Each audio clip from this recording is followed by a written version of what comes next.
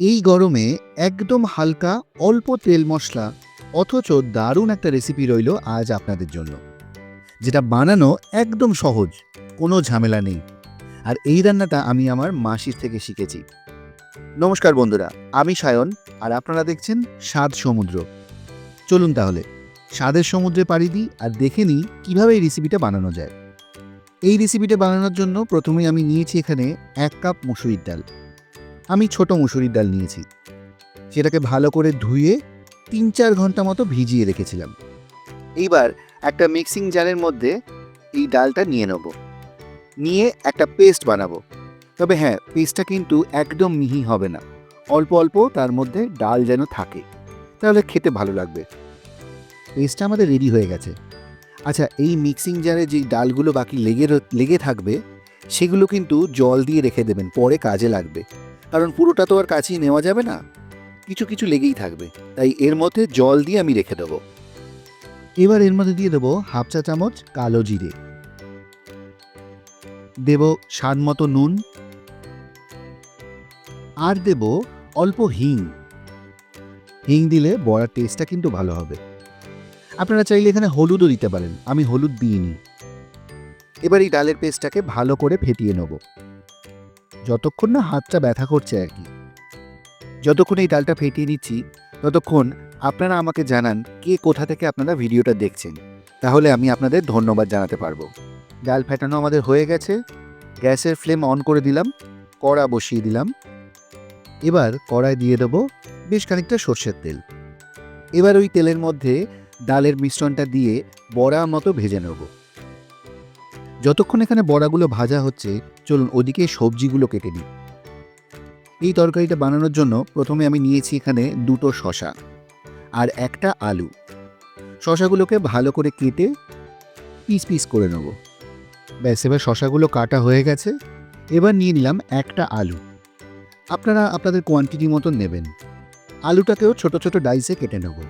এদিকে বড়াগুলো আমাদের ভাজা হয়ে গেছে। আমি মাঝখানে বড়াগুলোকে উল্টে দিয়েছিলাম। বেশ ভালো করে লাল লাল করে বড়াগুলোকে ভেজে তুলে নিতে হবে। বড়া ভাজা আমাদের রেডি। এবার চলে যাব মেন কাজে। ওই বড়া ভাজার তেলের মধ্যেই আমি দিয়ে দেবো 1 চামচ গোটা জিরে, একটা তেজপাতা, একটা শুকনো লঙ্কা আর হিং। এই রান্নায় যদি একটু হিং পড়ে তাহলে কিন্তু স্বাদটা অনেকটা বেড়ে যায়। গোটা মশলাগুলোর রং যখন একটু চেঞ্জ হয়ে যাবে তখন কেটে রাখা আলুগুলো দিয়ে দেবো। আলুগুলোকে ভালো করে উল্টে পাল্টে ভেজে পুরো লাল লাল করে নেব। দিয়ে দেবো 1/2 চা চামচ হলুদ গুঁড়ো, স্বাদ মতো নুন দিয়ে ভালো করে উল্টে পাল্টে ভেজে নেব। আলুগুলো যে লাল লাল হয়ে আসবে, এখানে দিয়ে দেবো রোজকার মশলাগুলো। 1/2 চা চামচ জিরে গুঁড়ো, 1 চা চামচ ধনের গুঁড়ো, আর দেব 1 চা চামচ কাশ্মীরি লঙ্কার গুঁড়ো।